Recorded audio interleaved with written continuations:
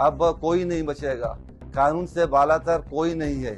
جو بھی سیاسی لوگ کرپٹ ہوگا اس کا انجام بھی یہی ہے۔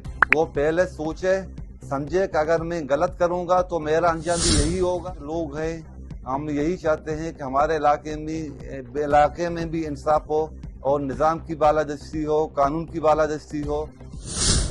آج ہم یہاں ایک اہم قومی فیصلے پر گفتگو کے لیے جمع ہوئے ہیں۔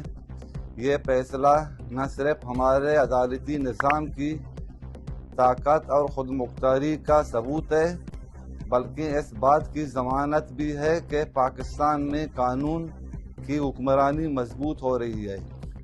سابق وزیر اعظم عمران خان کے خلاف حالیہ عدالتی فیصلے نے واضح کر دیا ہے کہ پاکستان میں قانون کی نظر میں سب برابر ہیں، اور کوئی بھی چاہے وہ کتنا ہی طاقتور کیوں نہ ہو، قانون سے بالاتر نہیں۔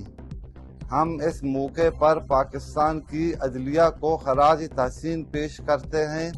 یہ فیصلہ اس بات کی عکاسی کرتا ہے کہ عدلیہ آزاد ہے اور وہ کسی بھی سیاسی یا سماجی دباؤ کو خاطر میں نہیں لاتا، اور وہ کسی کی دباؤ میں نہیں آتا، اور ہم بالکل اپنے عدلیہ اور اپنے اداروں کے ساتھ ہیں، اور ہمارے عدلیہ نے صحیح فیصلہ کیا ہے، اور سیاسی لوگوں کو اس چیز پہ مداخلت نہیں کرنا چاہیے۔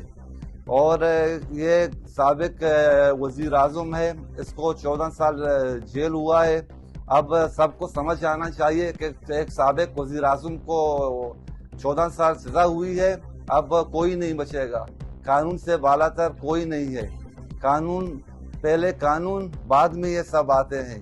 جو غریب ہے یا امیر ہے، جو بھی ہے، لیکن قانون سے بالاتر کوئی نہیں ہے۔ کچھ لوگ ہیں، ہم یہی چاہتے ہیں کہ ہمارے علاقے میں بھی انصاف ہو اور نظام کی بالادستی ہو، قانون کی بالادستی ہو، اور کچھ لوگ ہیں یہاں اپنے منمانی کرتے ہیں، کاموں کے اوپر یہاں کام نہیں کرتے ہیں، اور وہ اپنا منمانی چلاتے ہیں۔ اس چیز کے بالکل ہم خلاف ہیں۔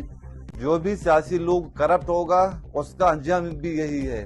وہ پہلے سوچے سمجھے کہ اگر میں غلط کروں گا تو میرا انجام بھی یہی ہوگا، جو تحریک انصاف والوں کا انجام ہے اس کا انجام بھی یہی ہوگا۔ تحریک انصاف والوں سے بالاتر کوئی نہیں ہے، اس کا انجام یہی ہے۔ جو بھی ہوگا، کسی ادارے سے بھی ہوگا، وہ کرپشن کرے گا، ملک کے خلاف جائے گا، تو اس کا سزا بھی یہی ہوگا۔